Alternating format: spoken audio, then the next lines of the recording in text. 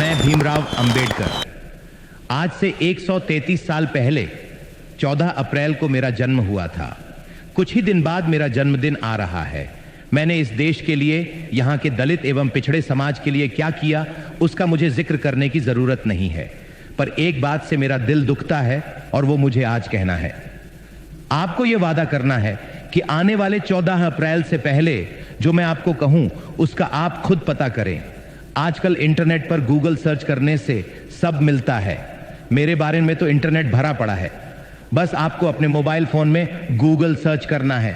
मेरा जन्मदिन आने से पहले मैं जो आपको बता रहा हूं उसकी हकीकत का खुद पता लगाएं।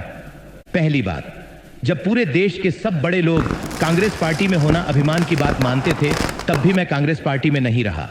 दूसरी बात, मुझे आजाद भारत का पहला कानून मंत्री कांग्रेस में ना होते हुए भी इसलिए बनाया गया क्योंकि वो मेरी काबिलियत थी, क्योंकि उस टाइम देश का संविधान और दूसरे बहुत से कानून बन रहे थे। तीसरी बात, कानून मंत्री रहते हुए मुझे कांग्रेस के प्रधानमंत्री नेहरू और बाकी कांग्रेस के सभी लोगों ने हमेशा बेइज्जत किया, और इतना ज्यादा बेइज्जत किया कि आखिर में मुझे 1951 में इस्तीफा देना पड़ा। इस्तीफा देते समय मैंने इस्तीफा लेटर में सब डिटेल में लिखा कि मुझे कैसे कैसे बेइज्जत किया गया। उस लेटर के महत्वपूर्ण बिंदु ये हैं। पहला, मुझे कभी भी कोई महत्वपूर्ण पद कैबिनेट में जानबूझकर नहीं दिया गया और हमेशा साइडलाइन करके बेइज्जत महसूस कराया गया। दूसरा, नेहरू को दलितों की संरक्षण की बिल्कुल चिंता नहीं थी, बल्कि उसको मुसलमानों के संरक्षण में ज्यादा रुचि थी। तीसरा, नेहरू ने देश की विदेश नीति की वॉट लगा रखी थी।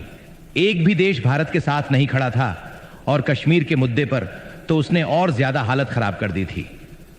चौथा, हिंदू कोड कानून भारत में समाज सुधार का एक बहुत बड़ा हथियार था और यह मेरे दिल के बहुत करीब था।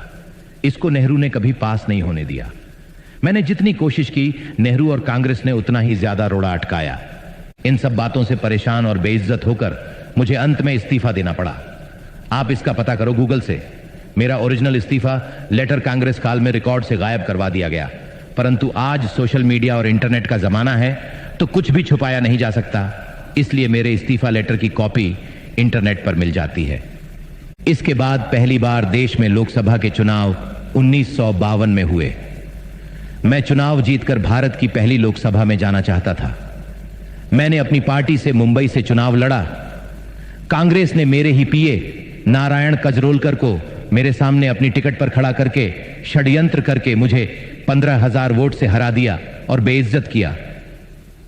मैं भारत की पहली लोकसभा में नहीं जा सका। फिर दोबारा पहली लोकसभा में जाने का मौका 1954 में आया, जब महाराष्ट्र के भंडारा में उपचुनाव की घोषणा हुई। मैंने यह चुनाव लड़ा।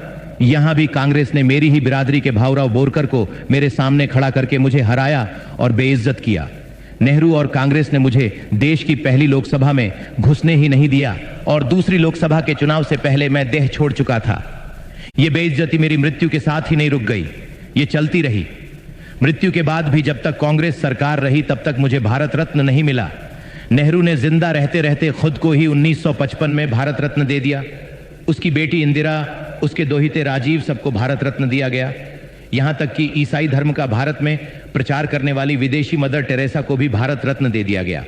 बहुत लोगों को भारत रत्न उनके जीवन काल में ही मिल जाता है, पर मुझे मेरी मृत्यु के 30 साल बाद जब वीपी सिंह की गैर कांग्रेसी सरकार आई, तब जाके इसके काबिल समझा। मुझे बड़ा दुख होता है जब मैं ये देखता हूं कि मेरा अपना समाज, जिसके लिए मैंने अपना सब कुछ कुर्बान कर दिया, वो उन लोगों का वोट बैंक बना हुआ है जिन्होंने ना केवल जिंदगी भर बल्कि मरने के बाद भी मुझे इतना बेइज्जत किया। आशा है कि यह जो कुछ मैंने कहा है, इसकी सच्चाई का आप लोग मेरे जन्मदिन 14 अप्रैल से पहले खुद पता लगा लेंगे और मुझे जन्मदिन का यह सच्चा तोहफा देंगे। भारत माता की जय।